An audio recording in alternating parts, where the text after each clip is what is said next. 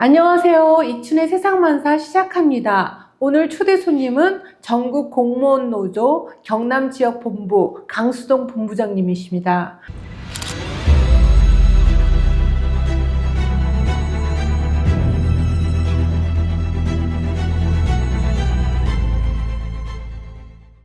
안녕하세요. 안녕하세요. 예, 2023년 12월 경남지역본부 임원 선거에서 91.1%의 예. 지지로 연임에 성공하셨습니다. 예, 요즘 바쁘시다고요? 제가 네. 기획재정부 아시죠? 거기도 네네. 갔다 왔고요. 예. 또 모레는 네. 용산에 대통령실도 가야 되고요. 예. 제가 공무원이잖아요. 그러면 네. 이게 공무로 가야 되는데 네. 공무는 아니고 예. 우리 요즘 이제 공무원 임금 인상 어, 이거 요구를 하기 위해서 네. 데모하러 데모하러. 바쁩니다. 예. 아이고, 전국적으로 많이 예. 바쁘시네요. 먼저 공무원 노동조합과 관련한 이슈부터 여쭤보겠습니다. 최근에 8급과 9급 저연차 공무원들의 임금 인상을 요구하고 계시는데 그 저연차 예. 8급, 9급 그 공무원들의 매달 임금 수령액이 어떻게 되나요? 제가 오늘 이렇게 네. 이게 기밀 사항인데요. 네. 두 장의 보수 명세서 네. 보시죠. 네네네. 보수 명세서를 들고 왔어요. 네. 자, 일단 네. 제가 먼저 9급 여기 보면 9급 1호봉 네. 9급 1호봉의 올해 6월달 네. 보수 명세서예요. 여기 보시면 본봉이 187만 7천 원이에요. 본봉 기본급. 기본급이요. 그렇고요. 그리고 이제 각종 이제 수당이 있어요. 네. 수당이 뭐 정근 가상금 특수직무수당 그리고 시간에 초과 근무하는 거 있잖아요. 네. 그것도 있고 정액 급식비라고 있습니다. 이건 네. 똑같아요. 네. 14만 원. 그리고 직급 보조비가 있고요. 이게 17만 5천 원. 대민 활동비 이게 이제 5만 원 이렇게 돼 있어요. 이렇게 보수계가 242만 원이에요. 네. 여기에서 242만 원 많죠? 네. 아니요, 많지는 않죠. 여기에서 네. 이제 공제를 하는 게 있어요. 예. 건강보험료가 18만 원. 그리고요, 그 기여금, 그러니까, 연금자에게 내는 자기 그 부담분이 있거든요. 네. 그게 23만 8천 원이에요. 등등 해가지고요, 소득세도 내야 되잖아요. 네. 총 공제 빼는 금액이 여기 보면 58만 5천 원이에요. 그럼 200만 원이 안 되네요. 이걸 빼고 나니까 네. 실수령액이 183만 원이에요. 요즘에 군인들도 군인들이 200만 원 네. 받잖아요, 병장이. 그러니까요. 예. 그러니까 이게 그걸로 생활이 되지가 이게 않죠. 진짜 너무하잖아요. 진짜 그렇죠. 9급 1호봉이 이게 처참한 네. 정말 자괴감 드는 보수 명세서고요. 네. 한 가지 더 제가 보여드릴게요. 네. 이거는 이제 여기는 성명이 없는데요. 여기는 제 겁니다, 제 거. 네. 저희들 월급날이 20일이에요. 내일이죠. 네. 내일 제 통장에 입금될 건데요. 네. 저는 7급 21호봉이에요. 네. 150에서 21호봉. 21호봉까지. 20년 이상을 근무했다는 이야기잖아요. 네. 그런데 제 본봉이 여기 보면 378만 원이에요.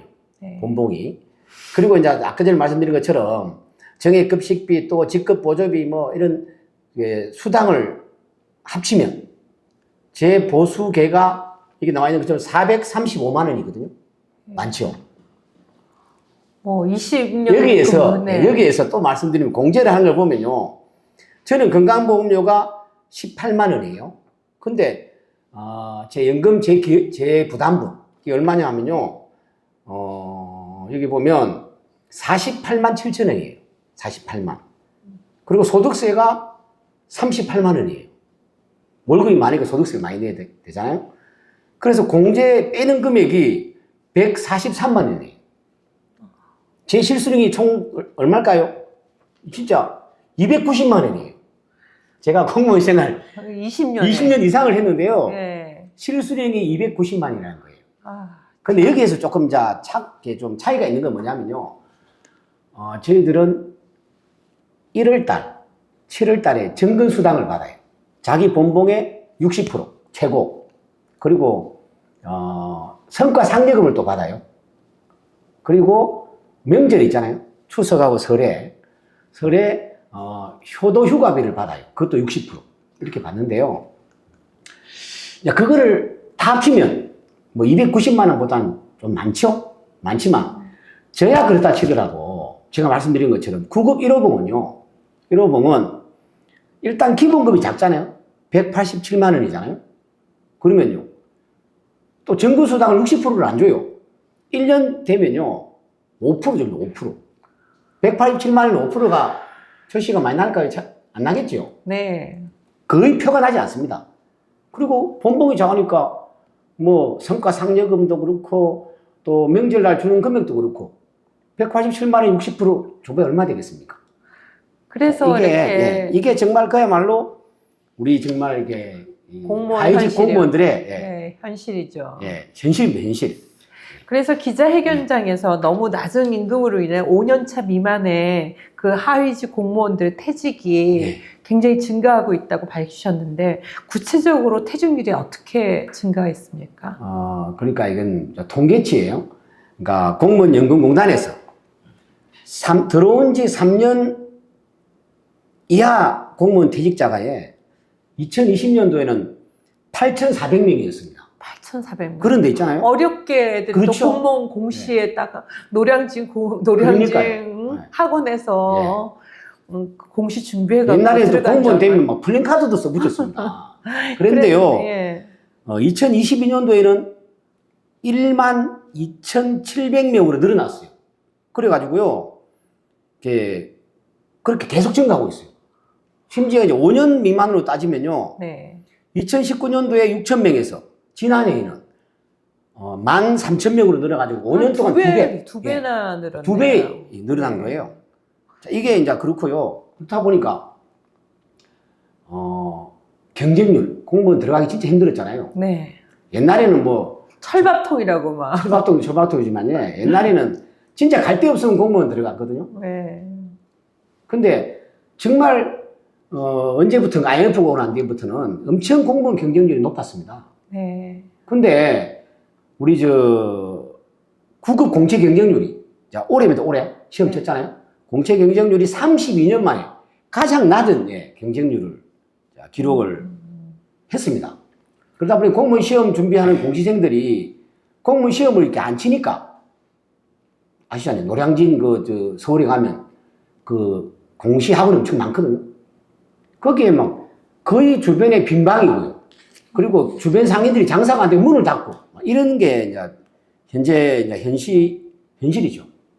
그래서 지금 공무원들 중에서 이렇게 전년차 공무원들 중에서요 5년 미만 2명 중에 1명이 공직사회를 이렇게 나가고 싶다. 이게 이제 우리 현재 현실이고요. 근데 참 이런 이야기를 들으면 우리 국민들이 어떻게 생각할지 모르겠지만 이렇게 좀 비아냥됩니다. 비아냥되는 게 뭐냐면 이런 말이 있더라고요.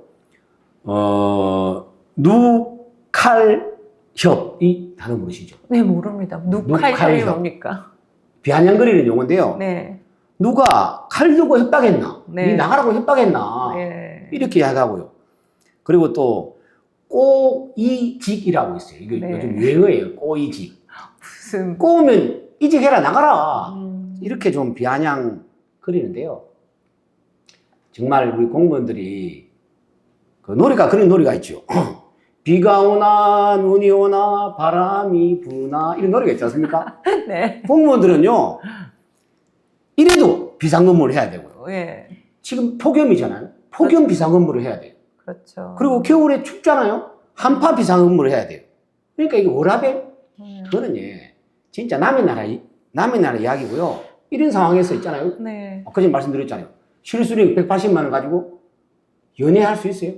연애도 하기 힘들고 결혼도 못 해요. 네. 그리고 결혼하고 애도 못 낳습니다. 네. 자, 이게 현실이고요. 제가 주변에 친한 분 중에서 어렵게 아들이 서울에 경찰이 됐어요. 네. 경찰이 됐으면 자기 알아서 이렇게 생활을 해야 될 거 아니에요? 근데 방세 월세 내고 자기 이렇게 돈 쓰고 이렇게 많이도 쓰지도 않아요. 아껴 쓰는데 아버지한테 뭐라고 한지 아세요?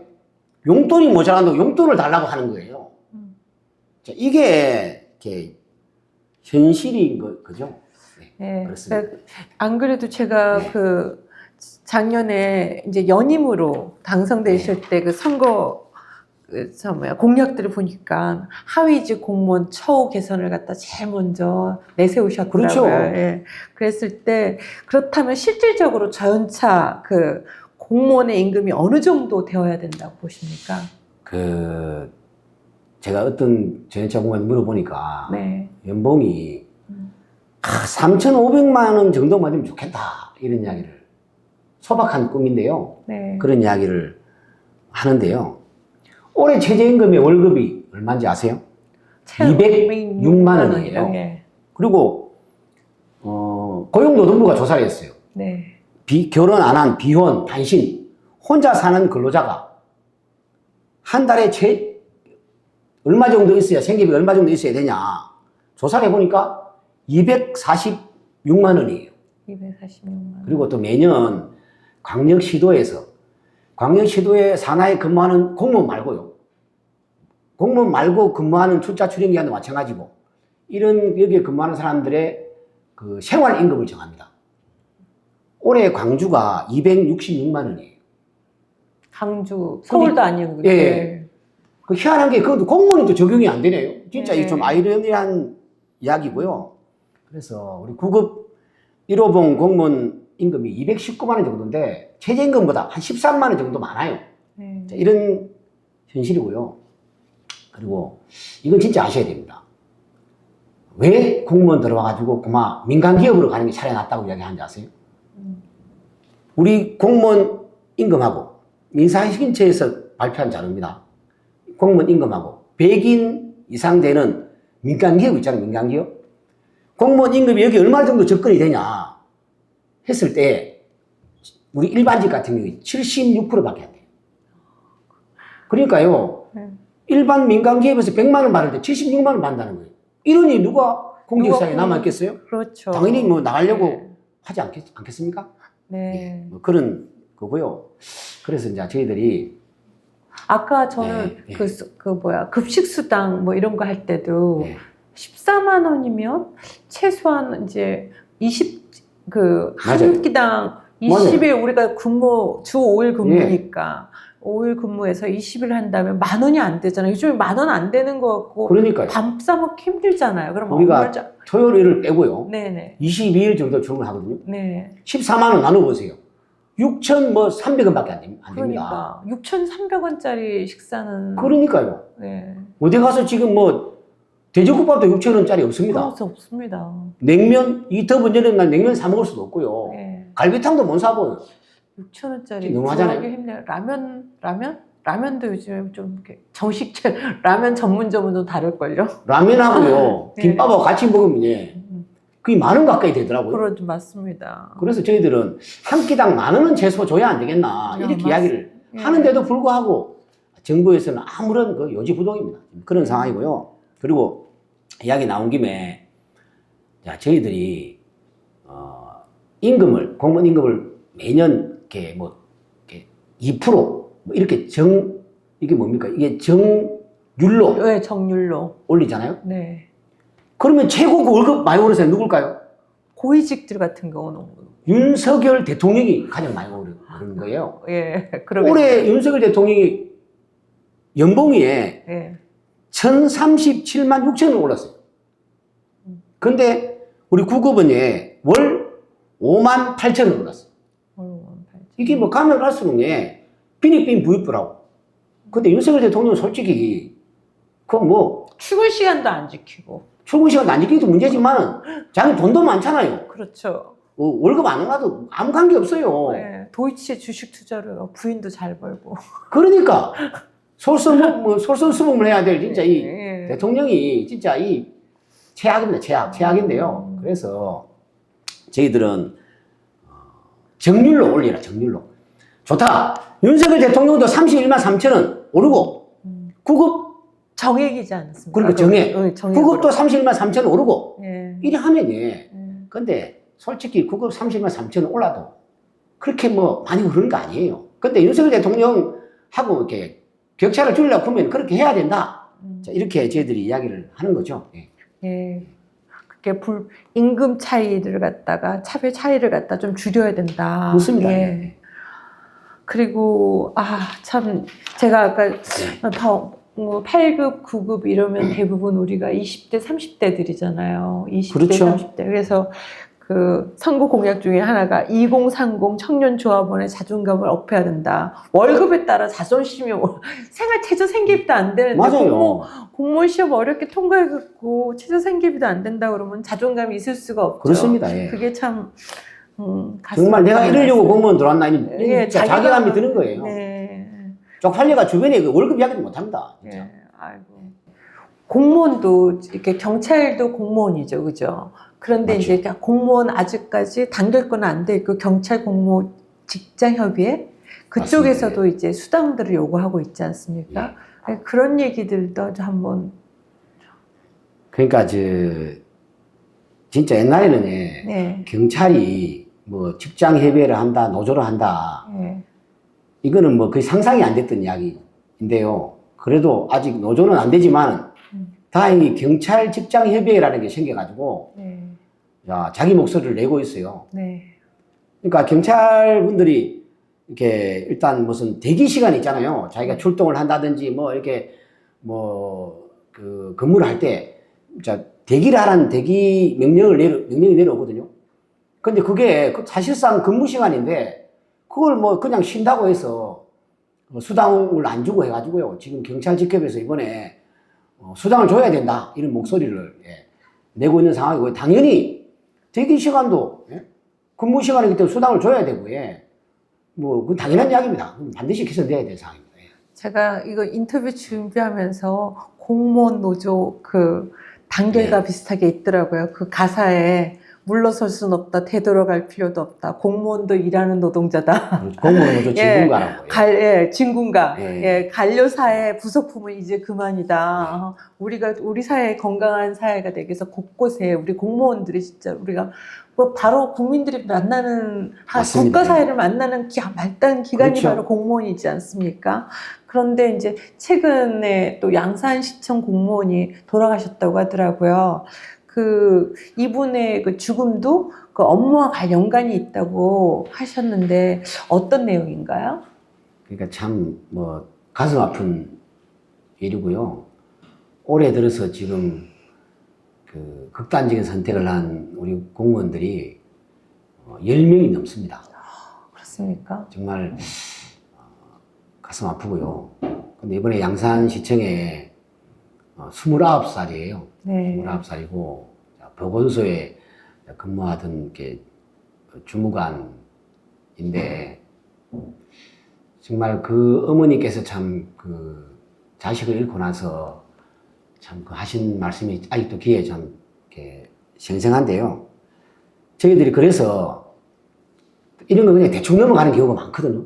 네. 왜냐하면 유서도 없죠. 네. 유서라도 있어 유서도 없으니까. 원래 극단적인 선택을 하시는 분들이 대부분은 뭘 잘 남기질 않아요. 그래서 저희들이 경남본부에서 진상조사위원회를 구성을 해서 저희들 조사를 다 했습니다. 네. 했고, 결과는 뭐냐면요. 악성 민원, 그리고 과도한 업무 스트레스로 인한 사고사다. 이렇게 결론을 지어서 기자회견도 했고요. 저희들이 뭐 근거가 없이 이런 게 아니고요. 그분이 보건소 민원실에 근무를 했어요. 그러면서 수시로 인격 모독 무시성 발언을 들었고요. 그리고 폭언, 욕설 이런 거를 엄청 수도 없이 많이 좀 듣고, 그리고 특히 다른 의학팀이라고 이런 부서로 또 다시 옮기게 되면서 이번에 정부하고 이 문제 때문에 의사 증원 때문에 의사가 파업도 하고 이랬잖아요. 네네. 이런 것 때문에 그 업무를 맡았어요. 또 약국 관련된 인허가 업무를 맡고 이러다 보니까 그게 이제 특히 인허가 관련된 게 엄청 민원이 많거든요. 네. 그러다 보니까 막 고소 고발 위협도 받고 또 그렇다 보니 비상근무도 또 엄청 많이 하고, 심지어 2월 달에 그분이 좀 돌아가셨는데요. 1월 달에 자기가 한 초과 근무 시간이 67시간이에요. 67시간이면 월이면 어느 정도인지 아세요? 매일, 우리는 저희들 초과 근무를 해도 1시간도 빼버려. 공제를 해버리거든요. 그럼 매일 10시 이후에 퇴근을 했다는 이야기예요. 그 정도로 이제 업무 강도가 높았던 거죠. 또 걱정인 게 지금 코로나가 다시 유행을 한다 하지 않습니까? 그렇죠. 이러면 진짜 보건소에 근무하는 우리 그 공무원 조합원들이 정말 진짜 고생이 많을 거거든요. 지금 그것도 너무 좀 걱정이 됩니다. 예. 예. 존중받고 안전한 일터도 공약이셨잖아요. 맞아요. 예. 그게 진짜 이게 진짜 진짜 중요한 중요한 문제인 것 같아요. 우리가 노동의 가치가 이렇게 존중되고 서로가 인격적으로 존중받지 못하니까 그러니까요. 그 29살이라고 그랬나요? 맞아요. 예. 그러면 정말 우리 청년들 얼마나 귀합니까 요즘에. 우리 그렇죠. 청년들 귀한데 그 친구가 맞습니다. 예, 각자 도생이라는 이 어디 기댈 데가 없으니까 죽는 그러니까요. 거잖아요. 예? 예, 이런 친구들한테 좀 꿈과 희망이 돼야 되는 아직도 우리 사회가 맞습니다. 예, 이렇게 된 것들에 대해서 저희도 많이 바뀌어야 됩니다. 바뀌어야 됩니다. 네, 서로가 존중하고. 그리고 그런 경우에는 이제 순직이 인정이 되나요? 이렇게 순직이 인정한 거나 또 이런 계속 죽을 수는 없잖아요. 악성 그렇죠. 민원들을 어떻게 대책을 세울 것인지 이런 것들에 대해서는 이제 두 가지 질문을 한다면. 그러니까 저희들이 조사를 해서 네. 이것은 이렇게 악성 민원과 네. 말씀드린 것처럼 업무 과중으로 인한 공무상 그 재해다 이렇게 저희들은 결론을 내렸지 않습니까? 그래서 저희들은 이제 양산시에서 이제 관련된 서류를 이렇게 만들어 가지고 인사혁신처에 이제 서류 이렇게 신청을 순직으로 인정해 달라고 신청을 해놓고 있는 그런 현재 상황이에요. 네. 아직까지 결과는 나오지 않은 거죠. 않은 거고 저희들은 이제 순직이 인정될 수 있도록 저희들은 최선을 다할 거고요. 그리고 우리가 특히 전연차 공무원들이 이것도 좀 바뀌어야 되는 게 진짜 업무 난이도가 높고 이렇게 민원이 많은 이런 부서에는 전연차 공무원들 배치하면 안 됩니다. 좀 경력이 쌓인, 그렇죠. 노하우가 쌓인 네. 이런 경력이 많은 공무원들을 좀 배치를 해야 되고요. 네. 그리고 인력도 충원을 해야 돼요. 네. 지금 그런 데 있잖아요. 윤석열 정부가 들어서 와가지고 자기는 문재인 정부 때 공무원 숫자가 엄청 많이 늘어났다면서 그 정반대로 있잖아요. 1년에 1%씩 감축한대요. 그래서 오늘 기사가 났는데 지금 공무원 숫자가 윤석열 정부 들어서 지금 처음으로 감소하고 있다 이 기사가 났어요. 자, 도움이 안 돼. 진짜예요. 아니, 이게 사회 곳곳에 도움이 안 돼. 제가 왜 이런 이야기를 하냐면요. 네. 우리나라의 공무원 숫자가 OECD 국가 중에서 완전 그냥 최하위예요, 하위. 그리고 공무원 인건비가 OECD가 총인건비가 이렇게 정부 예산에서 11% 이렇게 평균이거든요. 우리나라는 8%밖에 안 돼요. 좀 공무원 인건비도 좀 이렇게 좀 정부 지출 더 늘려야 돼요. 왜냐하면 선진복지국가로 갈수록 공무원 숫자가 많습니다. 당연하지 않습니까? 네. 그게 국가가 정상적인 서비스를 해줘야죠. 맞습니다. 근데 윤석열 정부는 거꾸로 가는 거예요. 정반대로 가고 있어요. 좀 말려주세요, 좀. 저희가 농조한테 말려달라고 얘기하고 싶어요. 저는 이제 특히나 이게 윤석열 정부가 그렇게 해나가면서 더 우리 사회가 이 공직이 위에서 윗물이 맑아야 아랫물도 맑는데. 그렇죠. 그러다 보니까 이제 전 사회도 더 우리가 도덕도 불감도 너는 너무 나쁜 일들이 위에서 많이 하니까. 그래서 악성 민원 사례 같은 경우는 어떤 것들이 있을까요? 이게 참 말하면 진짜 많은데요. 네. 명예훼손, 네. 폭언, 폭행, 성희롱, 기물파손, 협박, 이건 예사고요. 네. 심지어 이런 게 있어요. 처음 들어보실 건데 정보 공개 청구라고 있는데 제가 예를 들어 볼게요. 한 번에 2,900곳의 민원을 제기해요. 이거를 매일 반복해요. 왜 그런데요? 왜냐면 공무원들 괴롭히려고 자기가 원하는 걸 안 해줬다고. 이거 있지요. 심지어요, 한 명이 28만 5천 건을 제기한, 이게 지금 정부 통계입니다. 제기를 했고요. 정부 정보공개 청구자 중에서 10명이 82만 건을 청구를 해요. 이게 소위 말하는, 뭐라고 하냐면, 반복민원. 반복민원이라고 하고요. 심지어, 이거는 진짜 그야말로 순수 민원이 아니에요. 그야말로 명백한 업무방해. 그거는 뭐 민원이 아니라 업무방해네요. 업무방해고요. 공무방해. 자기 원하는 것을 들어주지 않는다고. 네. 이것뿐만이 아닙니다. 심지어 있잖아요. 그 염산태를 하겠다 이렇게 협박해요. 최근에 우리 국민권익위에서 실제로 조사한 결과입니다. 염산태를 하겠다. 그리고 자기한테 지원하는 걸 물품으로 주지 말고 무조건 현금으로 내놔라. 안 그러면 내가 진짜 자살하겠다 이렇게 협박을 하기도 하고요.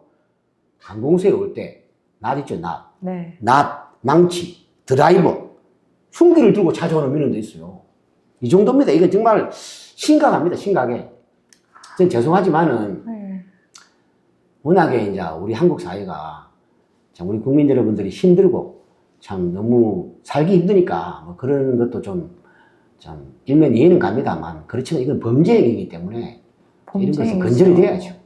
그렇습니다. 그분의 자녀들도 어떻게 되면 공무원으로 될지 모르는 거잖아요. 자기의 또 누군가의 알고 보면 누군가의 딸이 형제의 부모 또 심지어 뭐 아들 딸인 거죠. 그렇죠. 그래서 저는 지난번에 이병하 원장님도 한번 오셨는데 이 공무원 노동조합이 추구하는 가치는 어떤 것일까요? 그 창립 배경하고 추구하는 가치에 대해서 좀. 저희들이 2002년 3월 23일 날 고려대 있거든요. 고려대 대강당에서 소위 말하는 불법 노조, 정부에서는 노조를 허용도 안 해줬는데 불법 노조 출범을 했어요. 제가 참 그 자리에서 그 대강당의 경찰들이 전경들이 그때 전경이었어요. 경찰들이 막 들이닥치고 이럴 때 그걸 제가 못 들어오게 앞에 앞장서가지고 막 이건 좀 공무원이 하면 안 되는데요. 하도 제가 열받아가지고 그 강목 있죠, 강목. 죄송합니다. 이런 그냥 강목으로 그 진경 방패를 제가 좀 내리쳤거든요. 그것 때문에 제가 뭐 다른 건하고 합쳐가지고 제가 뭐 서울구치소에 구속되고 이랬는데 이런 거 하면 안 됩니다. 전 너무 열이 받아가지고 시민 저항권도 있잖아요. 다른 것도 노조 출범하는데 노조 출범하는데 경찰들이 들어닥쳐가지고 다 잡아가면 되겠습니까, 진짜? 그렇죠. 자, 그렇고 근데 그때 창립 선언문을 그때 읽었어요. 제가 읽은 건 아니지만. 자, 거기 잘 나타나 있습니다. 이렇게 되어 있습니다. 우리도 노동자입니다. 우리도 생계를 유지하고, 그걸로 이렇게 급여를 받아서 살아가는 노동자예요. 공무원이기 이전에. 그래서 군사 정권에 의해서 빼앗긴 노동자 이름을 되찾고, 옛날에 재헌헌법 이런 데 다 노동자로 취급을 했어요, 공무원들에게도. 그렇죠. 심지어 노동상권도 보장을 했다니까요. 근데 박정희 군사 쿠데타 이렇게 해가지고 정권을 잡으면서 그걸 싹 없애버렸고, 그래서 우리도 민주노조운동에 동참을 해서 역사 발전에 기여하겠다. 이게 창립선언문에 나와 있어요. 그리고 또, 가진 자들에 의해서 지 마음대로 공직사회를 좌지우지했고요. 오랜 세월 국민들한테는 질책과 원망, 부정부패. 또 뭐냐면, 심지어 또 정권 연장, 정권 유지의 하수인, 도구로 이렇게. 정말 그렇게 살아온 우리 오욕의 역사인데요. 자, 그거를 진짜 바로잡고, 진짜 상식과 정의가, 바로 서는, 그런, 나라를 만들어야 되겠다. 그런 주체가 되겠다. 이렇게 이제 선언을 했는데, 거기에 잘 나타나 있습니다. 그럼 공무원 노조는 노동상권이라면 단결권, 단체행동권, 노동조합을 설립할 자유, 그 다음에 또 노동자의 단결적인 행동권, 그 다음 단체 교섭권, 이 세 가지가 상권이 다 보장되나요? 전혀 아니고요. 왜냐하면, 일부 보수적인 우리 국민들은 공무원이 무슨 노조고, 공무원이 뭐가 아쉬워서 노조를 한단 말이고, 이렇게 지금도 생각하시는 분이 있는데요. 근데 이거는 그 자본주의 세상에서 공무원도 노동자이고 모든 일반 저 회사에 다니는 사람들도 노동자에 보장되는 것처럼 이제 당연히 보장이 돼야 되는데 생각해 보십시오. 당길 거는 노조를 만들 권리예요. 좋다. 이건 옛날에 없었습니다. 없었는데 저희들이 투쟁을 해가지고 구속을 당하고 감옥을 가고 공무원 잘리며 가면서까지 해서 노조를 만드는 권리를 찾았어요. 그렇지만 그것도 있잖아요. 핵심 요직, 공직사회를 개혁해야 되는 핵심 요직 부서는 노조 가입 못해요. 가입 못하고요. 소위 말하는 따지고 보면, 예, 시장, 대통령 말고는 싹 다 가입을 해야 됩니다. 다 월급제이 아닙니까? 시장은 뭐 사용자기 때문에 그렇다 치더라도. 그것도 안 되죠. 교섭? 제가 임금 말씀드렸죠. 네. 일반 회사에서는 임금 교섭위에 임금 협상, 이게 최고 중요해요. 하다가 안 되면 어떻게 합니까? 파업이나 합법적으로 파업을 할 수 있지 않습니까? 네네. 우리는요, 임금 인상 교섭할 수가 없어요. 왜냐? 공무원 보수위원회라고 그것도 옛날에 없었는데, 노조도 참여하고 정부도 나오고 전문가도 나와가지고, 거기서 이렇게 보수위원회에서 이렇게 합의를 하든 표결을 하든 결정을 해요. 안 그래도 저는 이번 예. 신문기사 찾아보면서 보수위원회 그게 뭐 아까 다시 예. 한 번만 말씀해 공무원 보수위원회랑 거기에서 이제 공무원 임금, 내년도 임금을 이렇게 논의를 하는데요. 그걸 결정해보더니 뭐합니까? 기획재정부 제가 간다고 했잖아요. 네네. 기획재정부에서 자기 마음대로 그냥 예산 상투 잘라버려요. 그래서 내년도 공무원 임금 합의한 거 필요 없어. 2.5% 이렇게 결정해버려요. 또 문제는 뭐냐면요. 기재부에서 알아서 다 그렇게 만들어가지고 용산의 윤석열 대통령한테 다 결정받으러 갈 거 아닙니까? 네. 그러면 용산의 윤석열 대통령이 이리 해 저리 해 하면 무조건 따라야 돼요. 그래가지고 국무회의에 올려가지고 마음대로 결정해버려.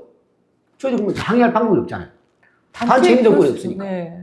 파악할 수가 없어요. 단체 교섭 것도 좀 보수위원회라는 것도 좀 자의적인 그 단체네요. 아무 그 변화가 그래서 없으니까. 저희들이 예.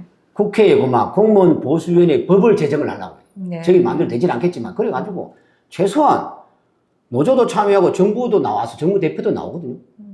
그리고 전문가도 참여해서 하면은 결정한 것만큼은 예산에 반영해야 될 거 아닙니까? 하여튼 저희들이 그 법을 한번 제정을 하려고 야당 지금 의석수가 야당이 더 많으니까 저희들만 들어줄지 모르겠지만 그렇게 추진할 예정입니다. 저번에 이병하 원장님께서 OECD에서 이병하 위원장. 이병하 위원장께 OECD에 가입하기 위해서의 그 첫 번째 조건이 공무원 노조를 인정해 주는 거다. 예, 맞아요. 예. 그런 게 있었는데도 몇 번씩 권고해도 막 그 ILO에서 네. 우리가 ILO의 핵심 협약을 그동안에 다 비준을 해야 되는데 OECD에 가입하면 안 해왔거든요. 예. 그러다가 이제 그걸 이제 국회에서 비준을 했어요. 했으면 국내법하고 똑같은 효력을 지니잖아요. 네. 그걸 아예 지키지 않는 거죠. 교섭권도 제대로 인정 안 해. 단결권도 제한 해 놔. 단체 행동권 없어. 이건 아니죠. 이거 선진국 아닙니다. 이거는. 진짜 갈 길이 멀. 갈 길이 멉니다. 네. 가야죠. 또 뭐 연임하셨다니까 3년 하셔고 또 이제 3년 이제 임기를 다시 시작하시는 거잖아요. 올해부터 그죠? 예. 예. 보니까 제가 이제 전국 공무원 노조 워낙 그 진주시부장부터 시작하셔갖고 교육선전부장, 경남본부 정치위원장 이렇게 해오셨더라 경력에서요. 그래서 강수동 개인적인 질문인데 본부장님이 노동운동을 시작하게 된 배경, 특히나 이렇게 어려운 공무원 노조를 이제 시작하게 된 배경은 무엇일까요? 제가 네. 그 참 오래 살지는 않았지만 네. 참 나름대로 이제 우여곡절도 많고 진짜 죄송하지만 파란만장한 또 이런 나름대로는 살아왔습니다. 인생을 살아왔는데요. 제가 솔직히 말씀드립니다. 제가 원래 학교 다닐 때 있잖아요. 전두환 군사 독재 시절이었어요. 당연히 학생운동 누구나 다 해서 했겠죠. 네. 그런데 그때 당시 학생운동하면 공무원 안 들어옵니다. 근데 참 이런 이야기 해도 되는지 모르겠지만 당시에 지금 현재 집사람인데 저희 이제 아내가 될 사람이 직장도 없지. 학생운동 하다 보니까 공부도 제대로 안 했지. 직장 안 구하면 당신한테 결혼 못해. 이래가지고 결별을 선언했어요. 네. 그래서 제가 그래? 참 이건 배신인데 제가 이래 하면 안 되는데 그래? 그럼 내가 좋다. 그럼 내가 공무원 시험 치면 되겠나? 시험 치면 되겠나? 이래가지고 이제 제가 공무원 시험을 쳐가지고 예. 들어왔어요. 들어와가지고 제가 저 면서기부터 했는데요. 들어와서 보니 와, 좀 그야말로 이 그 공직사회라는 게 엉망진창인 거. 이 도대체 이런 숨도 막히는 데다가 이런 완전히 뭐 그 소위 말하는 특별 권력 관계라고 그 뭐 행정학에 그런 게 있습니다. 특별 권력 관계. 그러면서 무조건 주면 주는 대로 시키면 시키는 대로. 근데 문제는 뭔지 아세요? 시장은요, 자기는 자기 마음대로 해요. 인사도 자기 마음대로, 예산도 자기 쌀미도 쓰는데 지금 자기 마음대로. 그리고요, 우리 하위직 공무원들이 뭔 영향력이 있어요? 이게 정치적 중립 이야기 하면서. 자기는 있잖아요. 시장도 원래 공직선거법 위반하면 안 됩니다. 그런데 있잖아요. 정해줘야 하는데, 버젓이, 자기는, 그때 당시에 이제 집권 여당 그 국회의원, 그 사람 홍보를 하고 막 이러는 거예요. 그래서 제가 이거 도저히 이래서는 안 되겠다. 이래가지고, 제가 제 발로, 그때 당시 이제 2000년도죠. 공무원 들어온 지 몇 년 되도 안 했어요. 2000년도에 직장협의회가 생겼어요. 직장이에요. 야, 정말 이렇게 새로운 희망이 딱 눈에 보이는 거예요. 예. 그래, 제 발로. 그때부터 물 만난 고객이 되어가지고, 직장협의 활동을 완전히 그만 종횡무진 이래 했죠. 해가지고, 공무원 노조 진주시 지부장을 했어요.